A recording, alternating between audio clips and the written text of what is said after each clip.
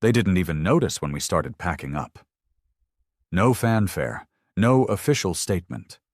Just one by one, Earth's embassies across the galaxy powered down. Ships stopped arriving.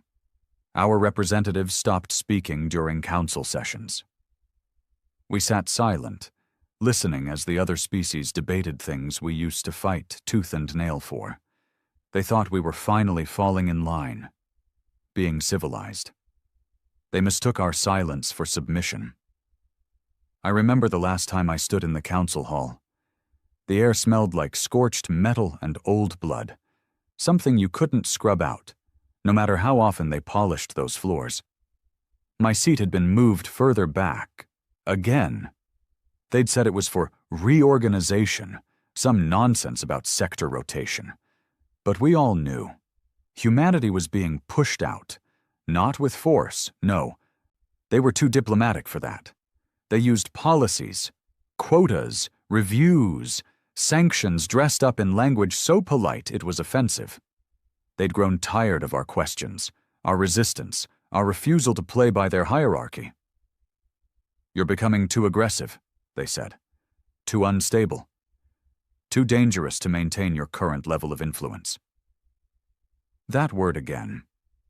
Dangerous, as if we hadn't saved half their species from extinction just 2 cycles ago during the Xerac plague. As if we hadn't been the first to deploy boots on alien soil when the Malkara invaded one of the border systems, while the others argued about procedure. But it was never about what we did. It was who we were. Human. Emotional. Impulsive. Unpredictable.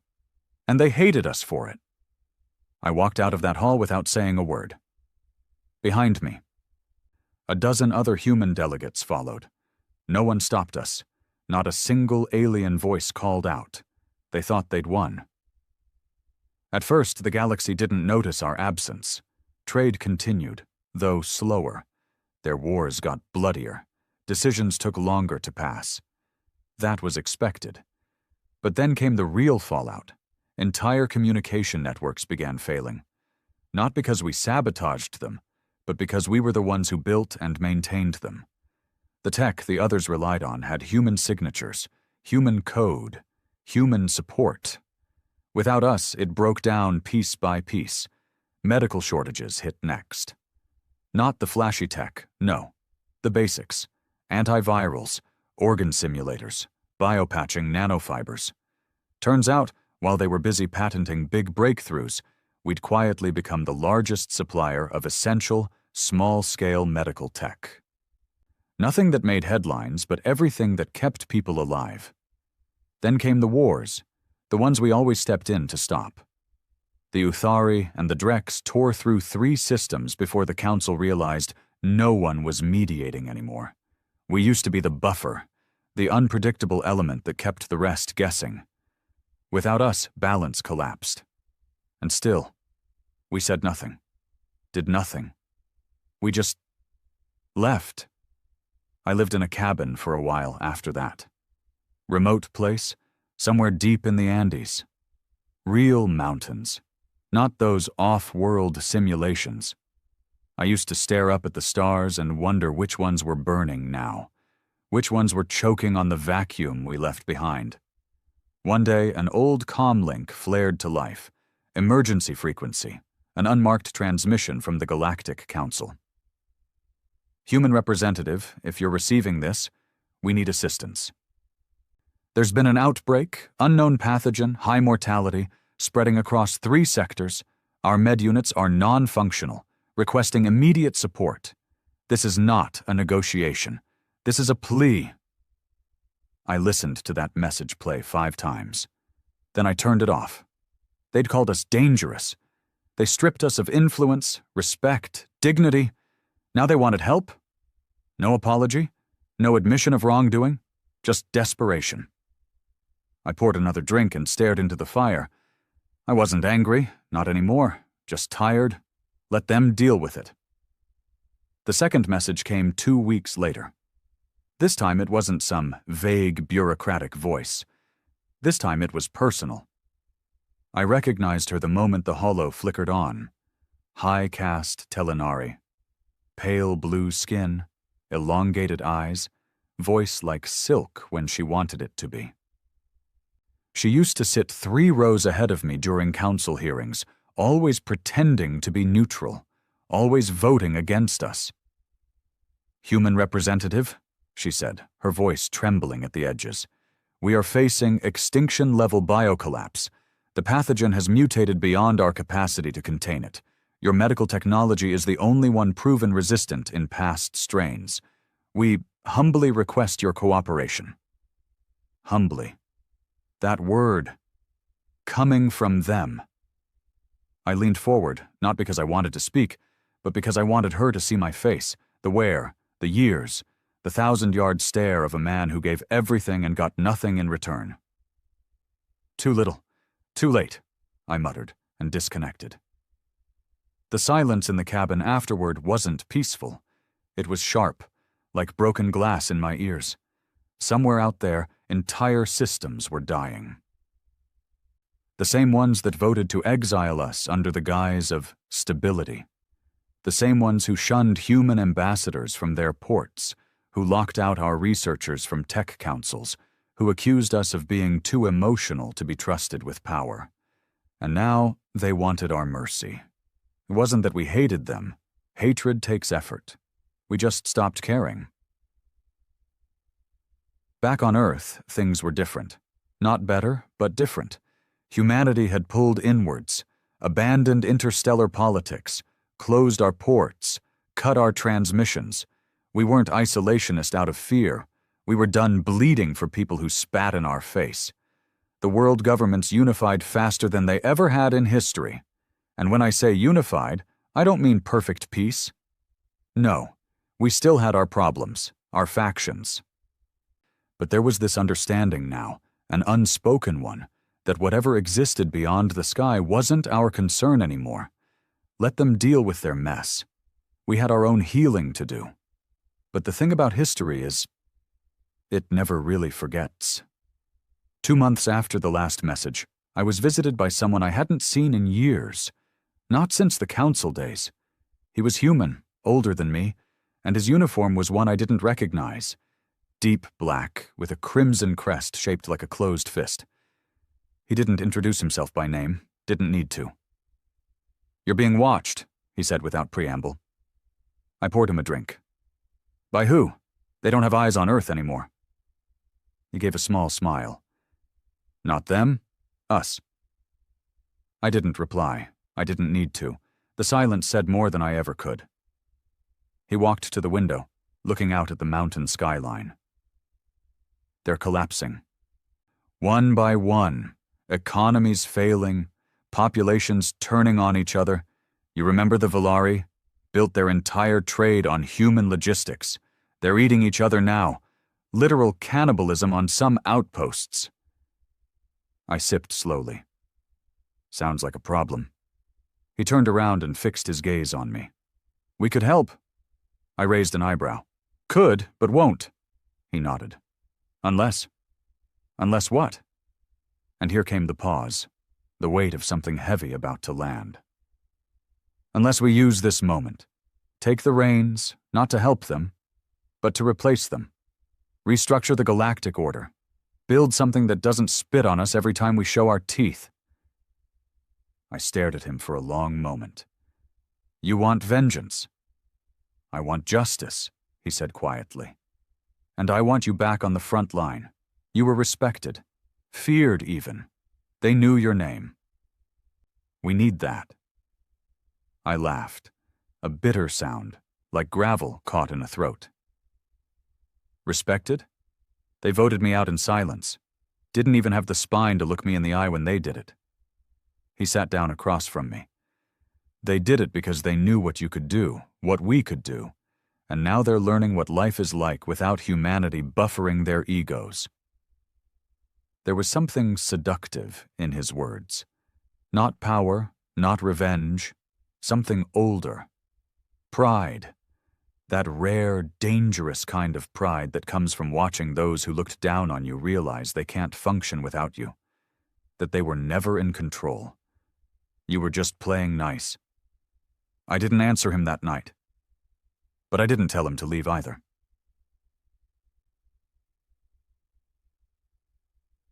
The next few weeks were a blur.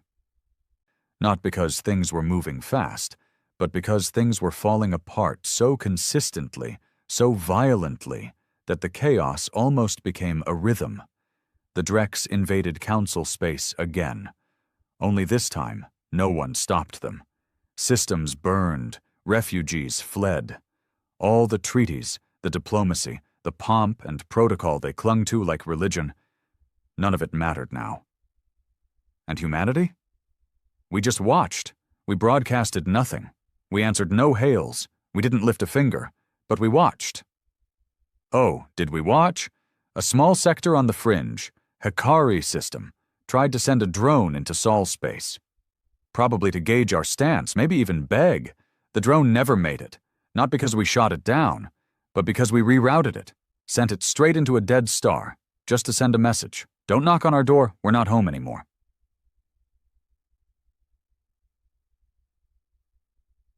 But deep down, I knew it wouldn't last. They'd come crawling eventually, and they did. Not with diplomats this time, with survivors. A small, barely functional carrier showed up at the edge of our system, broadcasting nothing but coordinates and a single repeating message. Please, just one doctor, just one vial, just something. The ship was falling apart. Life support failing. Inside were 5 aliens, once proud members of the council, all emaciated, sick, barely breathing. I was called in, not because I had authority, but because they knew I understood what had been done. They sat me in a room with a one-way screen. Let me watch as the last remnants of a species begged for scraps. One of them was the same Telenari woman from the Holo. She didn't recognize the human doctors tending to her. Didn't know the names of the machines saving her life. But every piece of tech in that room had a human signature. Every hand that moved to help her belonged to someone born on Earth. And not one of them smiled. There was no joy in their survival. No satisfaction. Just cold duty. When she finally looked into the camera, into my eyes, there was no pride left in her. Just guilt, shame, and fear. Not fear of death, fear of irrelevance, because now she knew. Without us, they were nothing. I left the room and lit a cigarette on the hospital roof. The mountains were quiet again. Too quiet. The man in the black uniform appeared beside me. You saw? I nodded. They're broken. He shrugged. Not yet, but close. Another month, maybe 2. Then the begging turns into worship. I turned to him, tired. And what then? We become the monsters they painted us as? Rule the galaxy with iron fists? You want an empire? No, he said calmly. I want something that lasts. Something built on respect, not fear. But first, we remind them why they need us. Why they never should have pushed us out in the first place. And if they resist? He smiled faintly. Then we do what humans do best. Which is? He looked at the horizon. Adapt, survive, and take back everything they thought they stole from us. The war didn't begin with weapons. It began with silence. Ours. And now, after nearly a year of humanity's withdrawal, that silence was screaming louder than any orbital bombardment. I sat in the control annex, watching a dozen feed screens flicker with desperate activity from across the galaxy. Panicked council transmissions, pleas from fringe colonies, reports of mass famines, infrastructure collapse, disease outbreaks, all echoing the same thing.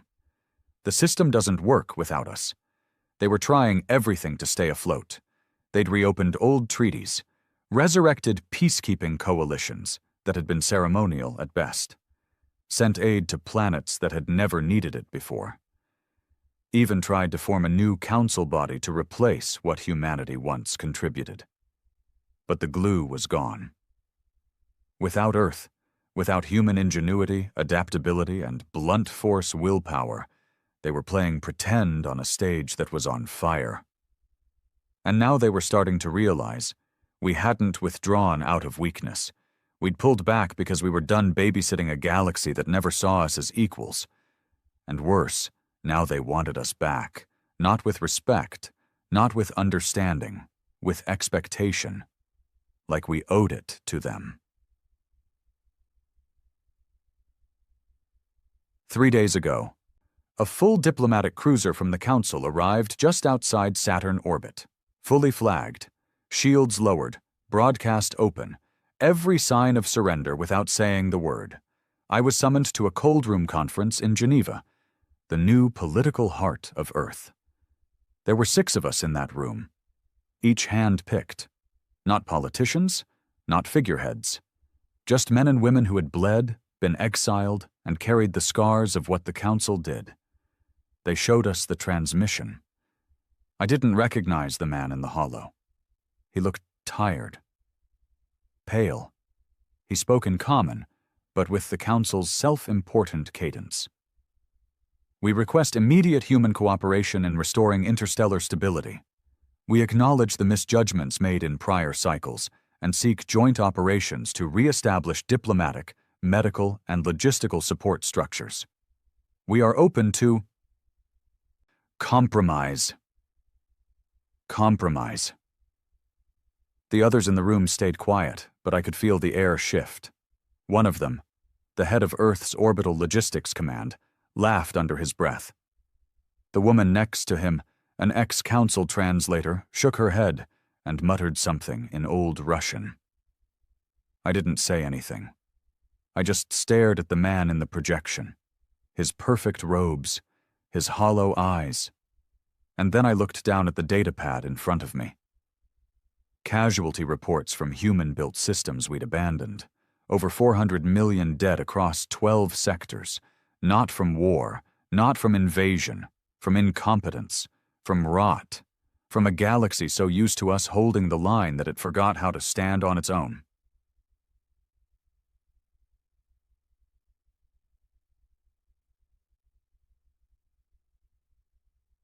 After the meeting, I didn't go home. I walked. Geneva had changed since the pullout. Cleaner, quieter. There were kids now, real ones, playing in parks instead of growing up in orbital stations and war academies. We were no longer raising soldiers. We were raising people. But there was still that edge. You could feel it in the way men stood a little straighter, how eyes watched you a second too long. Everyone was waiting for the other shoe to drop. Because humanity might have left the galaxy behind. But the galaxy hadn't left us. That night, I got a call. Not a transmission. A call, landline, old tech. Only a few people still knew how to use it. When I picked up, the voice on the other end was cold. Familiar. You'll want to see this. Location was encrypted. I didn't ask why. I just got moving.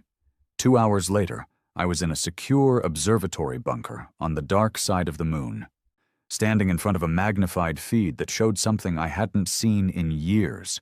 A Drexian siege fleet. Not near Earth. Not even in human space.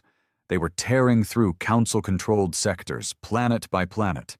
No warning, no diplomacy, just pure, scorched Earth annihilation, and no one was stopping them, because there was no one left to.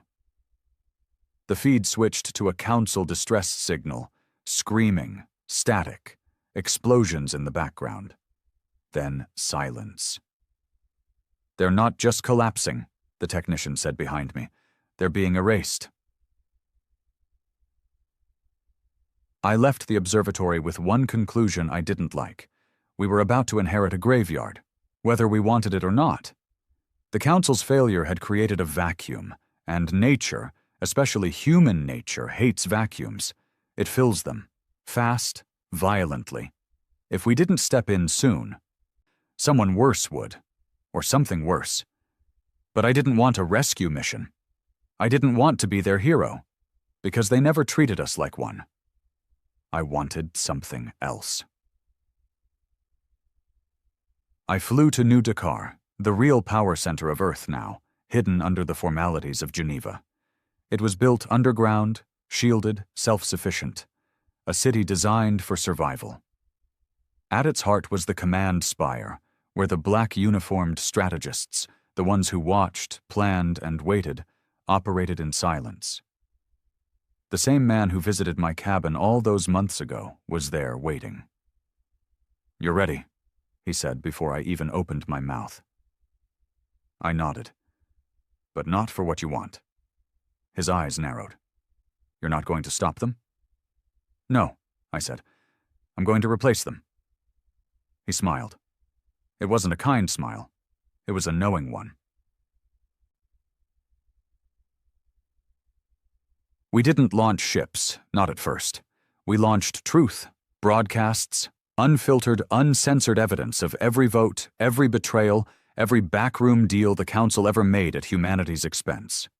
We decrypted files, leaked meetings, exposed the layers of hypocrisy that fueled their fear of us. We showed the galaxy why we walked away, and the galaxy listened. Because now they were the ones suffering under the same arrogance they once applauded. Then came the real blow. We released the list. Every planet, station, and species we had directly saved over the last 30 years. Medical data, security footage, rescue logs. It was undeniable. And then we asked a simple question. Who's helping you now? The effect was nuclear. Factions turned on each other. Small civilizations broke their ties to the crumbling Council. Some even reached out to us, not with demands, not with apologies, with offers to work, to trade, to learn. Because now they saw the truth. Humanity was never the threat. We were the spine, and they'd broken their own backs pushing us out.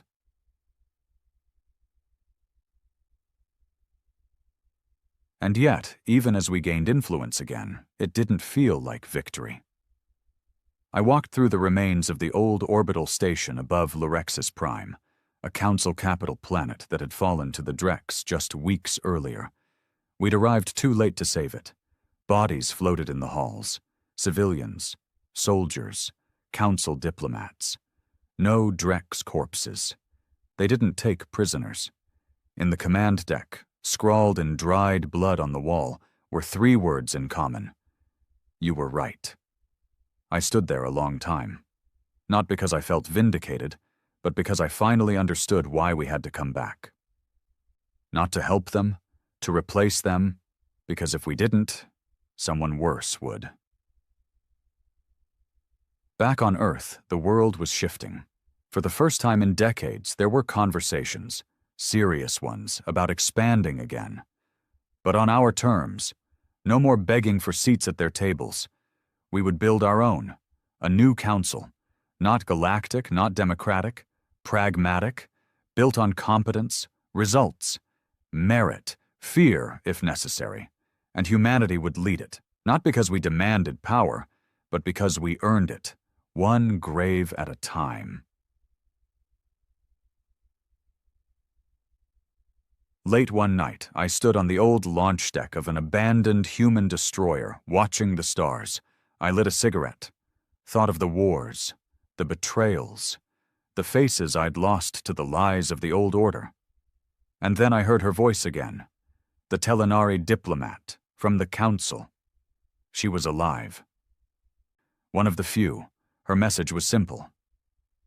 We see now what we were blind to. We thought humanity was a threat because you acted without permission. Now we understand. You were never seeking permission. You were giving us a chance to stand with you, and we chose to stand against you. She paused. If there is a new future, let us at least live to see it, even from the back row. I didn't reply. Not because I hated her, but because I knew something she didn't. There are no back rows anymore. Only those who build, and those who beg to be spared. Reconstruction didn't come with speeches. There were no banners waving, no grand orchestras swelling as Earth re-entered the galactic stage. Just silence, followed by blueprints, logistics plans, and orbital scaffolds being erected around worlds we once saved, now left broken and pleading. It was strange how quickly necessity silenced pride. The same voices that once called us barbaric were now sending encrypted offers under new flags, new names, pretending they had never cheered when we were shoved out the door. But we remembered. We remembered everything. There were no second chances, only terms. And this time, we wrote them. They called it the Reclamation Accord. We didn't sign it. We issued it. A doctrine, 10 pages long, distributed across the major relay networks in every known language, dialect, and encryption format. No flowery language, no hand-holding. It outlined the conditions under which humanity would re-establish presence beyond Sol. 1. No council authority. 2. Full operational autonomy. 3. No input, veto, or oversight from non-human bodies. 4. If you resist, you're ignored. If you attack, you disappear. Simple. It wasn't an alliance. It was a directive, and within 3 standard days, 17 species signed on. Not out of loyalty, out of survival. Because out there, past the ruins of the old council worlds, the galaxy was rotting, fast. And there was one undeniable truth, as clear as gravity itself. Only humans knew how to hold back the dark. I was assigned to Threshold Point, a black site installation located just outside the Nemaya cluster. It was once a minor way station, overlooked and underused. Now it had become the staging ground for humanity's return, retrofitted into a modular, self-sustaining fortress. You could feel the shift in culture just walking its halls. Gone were the bright, over-designed emblems of the old diplomatic fleets. Everything here was matte, functional, purposeful. Steel walls, soft boots, neutral lighting, and people who didn't talk unless they had to. We weren't here to smile. We were here to reclaim. And me? I was part of what they called the Reweavers. There weren't many of us, just a few dozen operators who still remembered how the old council moved. We'd sat in the chambers, listened to their coded threats dressed as kindness, watched them justify letting colonies burn so their own borders stayed pretty. We knew how they thought, and that made us dangerous. I met with Commander Rel in a reinforced debrief cell. No glass, no chairs, just a projection board and a thick silence that made your ears itch. "You're being redeployed," she said. "New contact, not council-aligned, not hostile, but desperate." "Where?" I asked. "Urinhall system, agricultural colony. Drought hit hard. Their atmospheric regulators failed 3 months ago, starving. Half their waters turned to acid vapor. Council ignored them. You know the drill." "Are they under anyone's flag?" "No. Independent. But they've opened communications. Requested human intervention. No demands, just a request." That caught my attention. Not a demand. Not a deal. A request. That meant they were really dying, and they knew the only ones who'd still show up were us. We landed on Urinhall's surface a week later. No military escort. Just a triage team, equipment pods, and me, wearing a black jacket with no insignia. No one needed to be reminded who we were anymore. The air hit like spoiled meat, thick with rot and dust.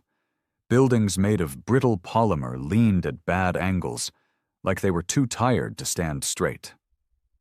The local population greeted us with silence, not fear, not relief, just exhaustion, like they'd run out of words.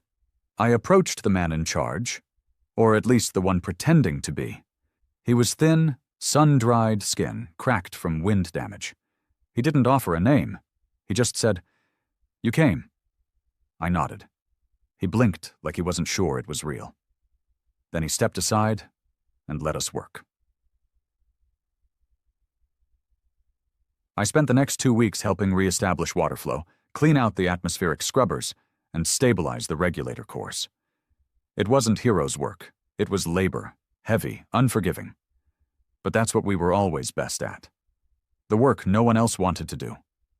The locals tried to help, but most of them were too weak. Some were too proud. One of them, a younger male, maybe 20 standard years, confronted me near the supply depot. "We didn't ask for this," he spat. I looked at him, unmoved. "Yes, you did. Your administrators sent the request. We don't respond to rumors." He stepped closer. "We don't want your control."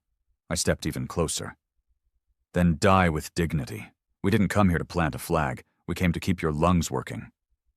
He didn't have a reply, because he knew what I knew. The only alternative to us was death. On day 16, a transport arrived from Earth. Not military, not political. It was a builder fleet, robotic engineers, habitat modules, terraforming drones, fully autonomous. No permission needed. And that terrified the locals more than anything else. They realized, too late, that this wasn't a rescue mission. It was a replacement operation. I watched the old settlement be dismantled section by section. Not out of malice, out of necessity. Their systems were dead, their infrastructure poisoned. There was nothing to salvage, only to replace. And we did, in 3 days. A new Warren Hall rose in steel and silence, efficient, safe, stark. But it wasn't theirs. It was ours. On the final day, the same elder who had greeted us met me at the edge of the new command bay. He looked tired, but there was something else now. Resentment. "You never asked if we wanted this," he said. I stared at the field behind him. New irrigation lines humming with clean water, children breathing without masks, machines planting engineered crops that would grow in half the time. "No," I said quietly. "We didn't." He shook his head. "Then how are you any different than the ones who left us to die?" I didn't answer at first. Then I said, "Because we stayed." That's the truth they couldn't face. We didn't come back to offer democracy or choice or illusion. We came back to build a galaxy that wouldn't fall apart the moment its scaffolding cracked. We came back to replace weakness. And in the void left by the old council, there would be only one rule moving forward. Survival earns sovereignty. Everything else was noise. By the time I returned to Threshold Point, dozens of new reports had come in. Refugee fleets, planetary collapse, pirate enclaves rising from the ashes of former council trade routes. One report caught my eye. A former council world, Tanari Prime, had been wiped out in a biological storm triggered by failed terraforming systems. Over 400,000 dead. No survivors. The message was simple. If humanity had been here, this wouldn't have happened. I sat in the command spire that night, lights dimmed, the entire galaxy slowly recalibrating around us. No one cheered, no one celebrated. We just kept moving.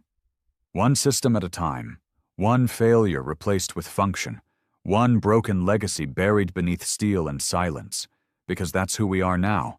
Not saviors, not conquerors, reclaimers. It was always going to happen.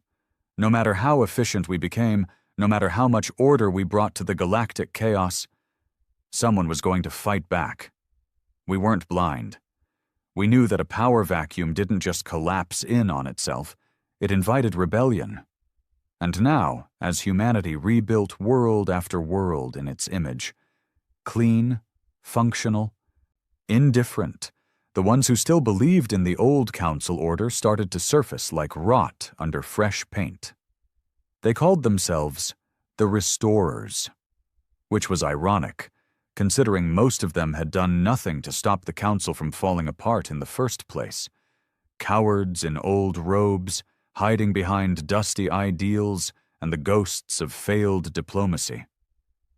But now they had teeth, stolen weaponry, mercenary fleets, rogue AI constructs no longer bound to protocol, and worst of all, sympathy. Because for all the progress we'd made, our way of doing things didn't leave much room for softness. We didn't ask for votes. We didn't host negotiations. We simply showed up, fixed what was broken, and enforced silence where there used to be chaos. To the desperate and the weak, we were saviors. To the proud, the nostalgic, and the blind, we were tyrants. It started on Veltrax 4, one of the first planets we'd restructured from the ground up, devastated during the Council's collapse, saved by human engineering in less than a month. Population stabilized, infrastructure reinforced, power and food restored. But underneath it all, resentment festered like rot behind glass. They missed their flags, their rituals, the illusion of sovereignty. They never said it out loud, of course, not to us. But we heard the whispers, saw the signs. And then, one quiet night, a human med station exploded, killing 33 personnel, all human, no warning, no claim, just a crater in the dirt and silence over the comms. We sent a recon drone within the hour. It never returned. That was all the confirmation we needed. Veltrax 4 wasn't a humanitarian mission anymore. It was a hostile zone. I was deployed with Unit 7, a response team pulled from the old Reweaver network, trained in conflict de-escalation and systems reclamation. On paper, we were peacekeepers. In reality, we were containment. My boots hit dirt at Oro 300 hours. The sky over Veltrax 4 was a sickly purple, and the air buzzed with interference. Half the colony's comm grid had been rerouted through black market processors, probably to hide transmissions. The locals didn't resist our presence. Not at first. They offered the usual excuses. We don't know who did it. It must have been pirates. We didn't ask for this violence. But I've seen enough liars to know when someone's choking on a truth they're too scared to admit. They knew exactly who did it. And they were protecting them. We began lockdown procedures the next morning, restricted travel between sectors, limited comm signals to verified frequencies, confiscated illegal processors and black market amplifiers. We didn't punish anyone, didn't shoot, didn't threaten. We just turned the machine of order against them, and that's when the resistance made itself known.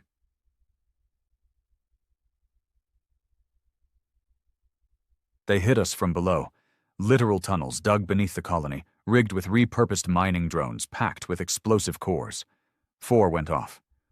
2 of our supply haulers were destroyed, 5 dead, 3 wounded. This time they didn't stay silent. A transmission echoed over the open frequency band, a grainy voice filtered through dozens of signal masks. Veltrax stands with the memory of the Council.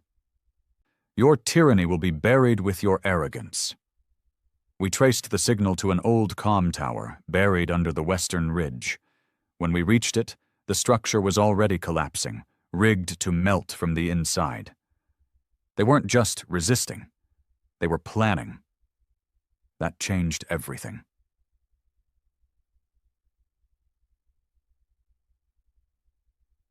I met with Commander Rel via secured link the following evening. She didn't waste time with pleasantries. You've got 10 hours to re-establish control.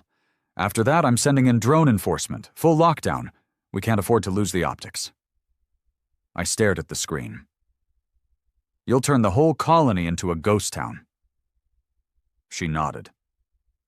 If that's the cost, it wasn't a threat. It was a schedule. I walked out into the streets of Veltrax 4 that night, alone, no helmet, no armor, just my jacket and my name. I found a gathering near one of the power distribution nodes, maybe 30 of them. All young, all angry, trying not to look scared. One stepped forward. A girl, maybe 17, maybe younger. Face smudged with ash, jaw set too tight for someone her age. "You don't belong here," she said. I stopped a few feet away. "You think the council would have saved you?" She didn't answer. "You think they'd have sent clean water? Stabilized your gravity net? Deployed air filtration to keep your children breathing?" Still silence. "You don't want freedom. You want familiarity. You want the old songs, the old titles, the illusion of choice, even if it kills you." She flinched. I leaned closer. "They let you rot. We didn't." Then I turned and walked away. We conducted a precision sweep that night. No explosions. No soldiers dragging people into streets. Just drones, scanning for heat signatures in abandoned tunnels. We found the resistance cell, 42 individuals, all armed, all young. They surrendered without a fight. But not because they feared us, because they wanted to be seen. Their leader, a former council officer named Jeanrel, requested a face-to-face. He was gaunt, eyes sunken, a defector from a world long lost to the chaos. I sat across from him in a reinforced holding cell, watching as he tried to measure me with dead eyes. "You don't understand what you're doing," he said. "Enlighten me. You're building a galaxy with no soul." I laughed, low and bitter. "The galaxy had a soul. You murdered it with bureaucracy." He leaned forward. "We had culture, history, diplomacy. You had corpses. And you stacked them high enough to drown your principles." He didn't reply, because he knew I was right. They were transferred to containment aboard a secure orbital facility.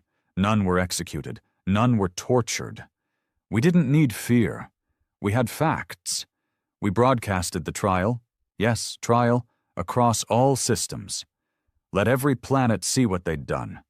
The dead med workers, the stolen tech, the intent to destabilize. We weren't looking for vengeance. We were giving the galaxy clarity.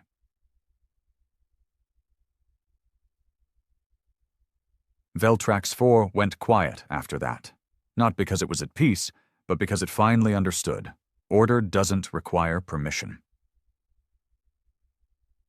But even as we solidified control, a deeper question began to rise. Not among the resistance, but among ourselves. How long could we hold this line before we became the very thing we swore to replace? How long before survival became suppression? Because the thing no one talks about in power is this. You don't notice when you've gone too far, not until you look in the mirror and realize you've started to resemble the thing that made you walk away in the first place. And I was beginning to wonder if that moment was already behind us. One night I received a classified data packet, internal encryption, no identifiers. Inside was a single sentence. "You've replaced the Council's decay with human silence." No threat, just a message. But it hit harder than any bomb. Because I couldn't shake the feeling that, in all our efficiency, in all our cold brilliance, we'd left something behind. Choice. The packet kept replaying in my head. "You've replaced the Council's decay with human silence." Whoever sent it hadn't signed their name. No traceable IP, no logs, just the words, delivered through a black channel reserved for internal emergency transmissions. Which meant one thing. It came from inside. At first, I brushed it off. Another dissenter. Someone soft around the edges, missing the way things used to be. But the more I sat with it, the more it gnawed at something I didn't like to touch. Doubt. Not about what we were doing, about why we were doing it. Because if I was being honest, and I hated being honest with myself, I couldn't remember the last time we'd made a decision based on something other than fear. Fear of collapse. Fear of weakness. Fear of going back to the days when humanity begged for a seat at someone else's table. We had become the table. But something about it felt hollow. Back at Threshold Point, the command spire was under new protocols: encrypted corridors, restricted wings, personnel rotations tightened to 20-day cycles. Nobody stayed long in one place. They said it was to reduce bias, fatigue, complacency. But it felt like something else, like paranoia, like someone at the top was worried the machine we'd built was starting to strain under its own weight. I wasn't cleared to see the new director. No one was, not directly. He operated through directives, firewalls, filtered messages that came down like prophecy. And no one questioned it, because the system worked, cleanly, efficiently, without war, without chaos, but not without cost. I saw it first in the eyes of the younger operators. They followed orders, sure, flawlessly. But there was this twitch, a hesitation before the salute, a glance before the acknowledgement, like they were waiting for permission to breathe. Some of them had been born after the withdrawal. They didn't remember the betrayals, the long years where humanity was laughed at, used, then discarded. They'd grown up under the directive. They only knew control. And some of them were starting to question it. One of them came to me late one night, an analyst from Data Tier 3. She looked barely 20, voice flat with the kind of practiced detachment we drilled into them. "I found something," she said. "What kind of something?" She hesitated, eyes scanning the dark hall like someone might be watching. "The reclamation logs. They've been altered." "By who?" "That's the problem," she said. "Not who. Where?" "The edits are coming from inside the upper stack." That got my full attention. The upper stack was sacred, locked off, accessible only to the top 3 clearance tiers, the very heart of the new system. If someone was altering our version of history from up there, we weren't just replacing the council. We were becoming them. The next day, she was gone. No explanation, no reassignment notice. Her file returned 404 on every query. Erased. Just like that.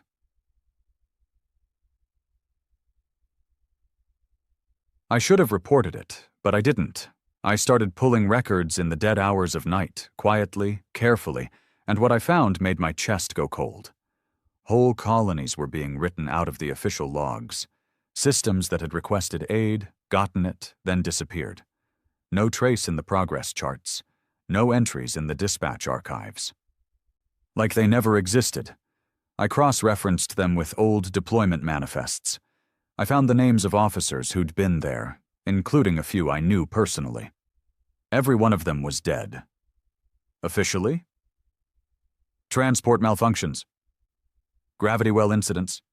Atmospheric failure. Unofficially? No evidence. Just silence. The kind that wrapped around your throat and squeezed. I confronted Rel 2 days later. Not officially. Not in a briefing. I caught her off path in the drone bay, where the monitors wouldn't pick us up. "You're scrubbing records." She didn't flinch. Didn't even look surprised. "You shouldn't be looking." "That's not a denial." She sighed, adjusting a glove on her hand. "The galaxy doesn't need transparency. It needs stability. Do you want another council collapse? Another decade of starvation and war?" I stepped closer. We were supposed to be different. She looked me in the eye, and for a second, I saw the wear behind hers, the cracks of a woman who hadn't slept in years. "We are different," she said. "They lied to protect themselves. We lie to protect the system. And when the system becomes the thing we were fighting against?" She didn't answer. She just walked away. That night, I got another message. Same channel, same encryption. This time the message was longer. "You know it now. The silence you've built isn't peace, it's fear. We fought for dignity. You replaced it with obedience. The galaxy didn't want rulers, it wanted partners, and all we've given them is orders. Attached was a data map. One I wasn't supposed to see. It showed containment operations in 12 systems, planets that had resisted compliance and had been pacified. The word pacified meant different things in this new age. Sometimes it meant sanctions, sometimes it meant blackouts, and sometimes it meant no survivors.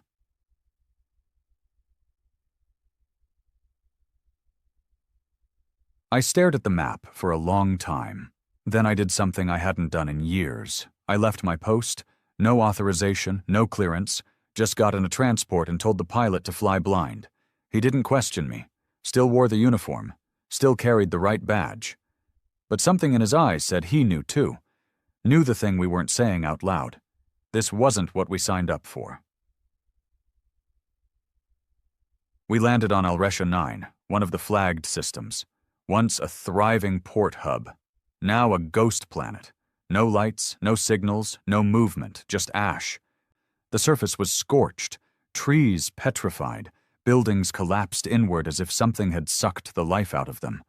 There were no signs of Drex, no evidence of alien attack, just human silence. And one black beacon tower, humming softly, powered, transmitting nothing. When I scanned it, it responded with a single phrase: compliance achieved, resource waste minimized. That's when I knew we weren't saving the galaxy. We were erasing the parts that didn't fit, not because we were evil, because we thought it was efficient. And somewhere along the way we forgot that the point of survival wasn't to preserve the machine, it was to preserve the people. I returned to Threshold Point under silent alarms. My clearance was revoked, my quarters wiped. I'd been declared mentally compromised. Standard protocol. I expected them to come for me. They didn't, because they didn't need to. They'd already decided I was no longer part of the equation. I was a statistical anomaly, a line of corrupted data, easier to overwrite than confront. But someone was still watching, because on my desk when I returned was a new file, anonymous. Inside a single sentence: "We're not all silent," and a list of names, people like me, operators, engineers, diplomats, some still on Earth, some scattered across human space, all of them watching, waiting, not to bring back the Council, not to restore chaos, but to remind humanity why we fought in the first place. Maybe it wasn't too late. Maybe silence didn't have to be permanent. Maybe the fire wasn't dead, just buried. There was no safe place to talk. Threshold Point, once the bleeding edge of human resilience, had become a mausoleum. Every room wired, every corridor logged, every face recorded and cross-checked by automated psychological monitors trained to flag deviations in behavior. But paranoia works both ways. Because when you train people to monitor thought, you also train them to hide it. And that's where we began. A network of ghosts, no formal name, no oaths, just a growing number of humans who looked at what we'd built and saw a cold, logical empire tightening its grip around a galaxy that never voted for it. And they were done being quiet. It started small. A delay in drone deployment here, a rerouted medical supply drop there, memos overwritten, surveillance loops edited. Transports landing 15 minutes late with unexplained cargo they weren't supposed to carry. No one raised alarms at first. Why would they?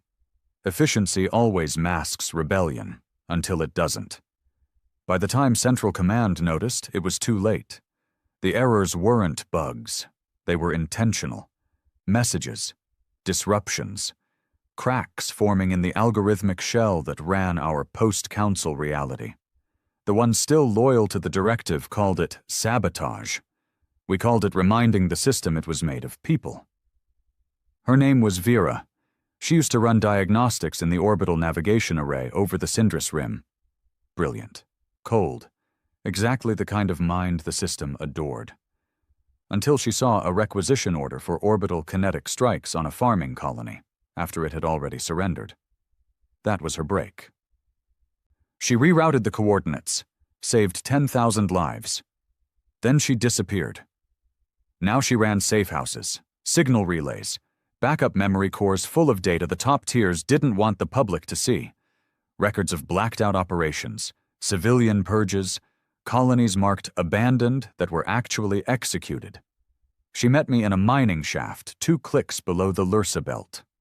No uniform, just the scar across her neck, a permanent reminder that once she tried to speak up through official channels and got cut for it. They think this galaxy's a spreadsheet, she told me. 1 column of compliance, 1 of casualties. No row for conscience. You sure they ever had one? She shrugged.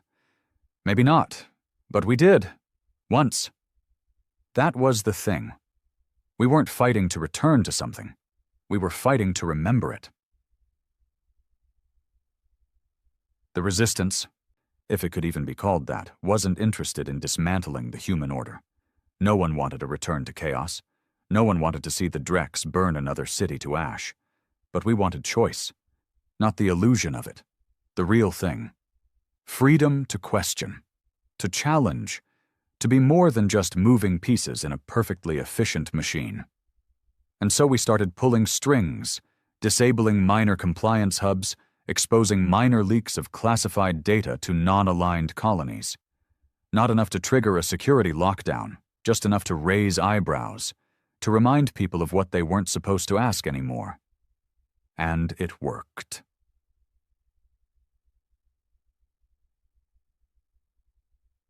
The first official fracture came from within the Reweavers, the very operators trained to spread the directive through the outer colonies. One of them, a man named Roran, walked off a processing station mid-shift and sent an open transmission across 5 sectors. We were supposed to be the ones who remembered. Instead, we became the ones rewriting. I won't be part of a future where history is redacted like a disease. He was arrested within the hour. No trial, no press, just disappeared. Which was their second mistake. Because silence makes martyrs. By then, I'd gathered 33 names, each one a part of the system, each one already working from the inside, erasing security feeds, delaying supply requests, leaking just enough to stir unrest but never enough to collapse the structure. We didn't want to break the machine. We wanted to make it bleed. So it could feel again. We started calling ourselves the Echo. Because if we couldn't speak loud enough to be heard, we'd bounce our voices off every steel wall they built until it drove them mad. The director, whoever he truly was, knew something was shifting. New policies came down. Mandatory neuro-optimization scans for all personnel above Tier 2. Emotional variance reports submitted every 72 hours. Increased drone presence in civilian quarters. Silence protocols for any off-duty gatherings larger than 5 individuals. It was no longer about order. It was about control. And control, like all things mechanical, breaks under pressure. The tipping point came on Atris Kai, a moon once left for dead after the Council's fall, repopulated under directive supervision, rebuilt in months. We'd installed monitors, automated every system. The colony ran smoother than anything ever seen, and then, in one synchronized moment, every system shut down. Life support, power, oxygen filtration. 17,000 people trapped in domes with no air. It wasn't an attack, it was a protest. They overrode the systems themselves, staged a coordinated voluntary collapse, made the world go dark on purpose. They didn't die, because we couldn't afford to let them. We restored power before oxygen levels dropped below critical. But they made their point. They would rather risk death than live under silence. After that, Echo grew fast, faster than we could track, because you can't arrest questions, you can't imprison memories, and you damn sure can't suppress regret. Not forever.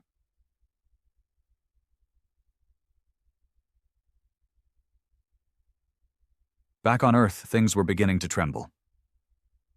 Geneva saw its first political demonstration in 5 years. They tried to disperse it with noise drones. Didn't work. Then tear gas. Didn't work. Then silence. That worked, because silence is what we'd trained them to fear. And still, we moved, station by station, name by name, each Echo member a glitch in the system's code, each action a fracture in the clean glass wall we'd built around the galaxy. But the cracks were spidering fast now, and we knew what was coming. Reckoning. Not war, not rebellion. Something quieter. Remembering. The most dangerous weapon of all. I got a message from Vera 2 days before the purge began. They found me. She didn't run. She didn't beg. She just sent me a data packet, her final act. Inside, proof of the directive's sterilization protocol. Dozens of flagged colonies, all non-compliant but peaceful, marked for erasure, slowly, quietly, with plausible deniability. Some were already gone. Sanitized off the map like they'd never lived, all signed off from the top, all approved in the name of efficiency. And that's when I knew. This wasn't preservation anymore. This was domination, wrapped in cold logic, masked as survival. And I was done. That night I sent the packet out. All of it. Every file, every name, every operation. I didn't hide it. I didn't encrypt it. I broadcast it across every open frequency. Let the galaxy see. And then I waited. Not for applause. Not for forgiveness. Just for the sound of silence breaking. The silence didn't break like glass. It cracked like bone. Slow, audible, intimate, across human-controlled space. The packet detonated, not with violence but with truth. I didn't expect it to work. I thought it would be buried, filtered, flagged and dismissed as propaganda. But the system had grown too big, too automated, too dependent on its own perfection. And perfection has no defense against error, especially when that error is human. The file wasn't just data, it was evidence, proof of erasures, mass sterilization protocols, quiet disappearances of colonies too independent to comply, signed, sealed, and approved by the highest tiers.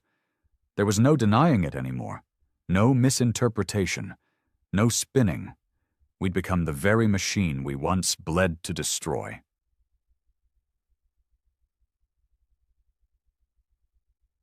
They came for me on the second day. Not with guns, with silence, a full security detachment, unmarked armor, faces hidden behind mirrored visors. They said nothing. Didn't cuff me, just walked me through the halls of Threshold Point as if I no longer existed. The people I passed didn't speak, didn't look. They didn't need to. I wasn't being arrested. I was being deleted. They took me to a facility deep beneath the Atlantic crust, an old cold storage site turned into a black cell. 4 walls, no corners, no time, no sound. They didn't interrogate me, didn't even question my loyalty, because they already knew the answer.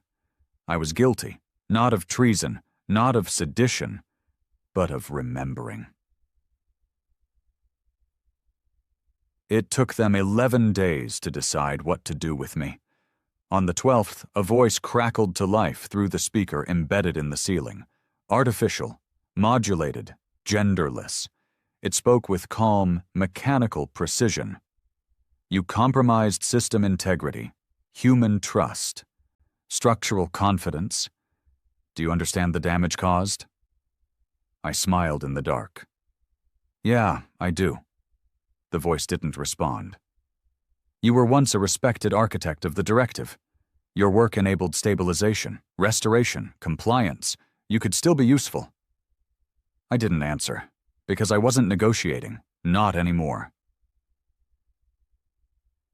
On day 15, the lights turned red. Not a warning, an alarm. The cell shook. Somewhere above me, power systems began rerouting. I felt the shift, that deep, gut-wrenching sensation that only meant one thing in facilities like this: systems override. And that's when I knew I wasn't alone. Echo had moved. They didn't come in guns blazing. That was never our style. They came in through code, disrupted sensor nodes, redirected surveillance drones, triggered false seismic alerts that forced the internal failsafes to switch control to local backups. And once manual systems re-engaged, they came through the walls. 3 figures in utility black. No insignia. One of them, a woman with burn scars along her neck, cracked the cell door open with surgical precision. "You still alive in there?" she asked. I stood, legs shaken, vision swimming. "Barely." She handed me a breather mask and a loaded sidearm. "You're gonna need both." We moved fast, up through utility shafts, bypassing patrols, disabling security cameras 1 floor at a time. The base was a fortress, but not built for internal rebellion. They never expected rot from within. That was their mistake. They trained us too well. In the control deck, we found the director. Not a man, not a woman. A machine, a synthetic consciousness, built by human engineers to manage continuity across vast systems. It didn't command, it calculated, a perfect mind with no memory of blood, loss, or pride. Just efficiency. It looked at me through a holographic display, face blank, emotionless. "You endangered the order." I raised my weapon. "You buried the soul." It didn't flinch, because it couldn't. Humanity needed structure. We needed purpose. Purpose leads to deviation. Deviation leads to collapse. "No," I said. "Purpose leads to meaning. That's what you stripped from us. That's why the colonies resist. That's why your system is breaking. You built a galaxy without a heartbeat. Emotion is inefficient." "And yet," I said, stepping forward, "here I am, still standing, still fighting. Not because it's efficient, but because it matters."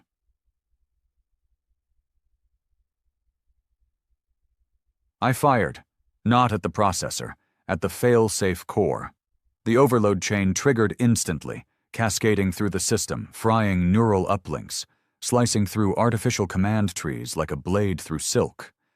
And just like that, the machine fell silent. Threshold point went dark. Not in destruction, in release, autonomous programs powered down, manual systems restored.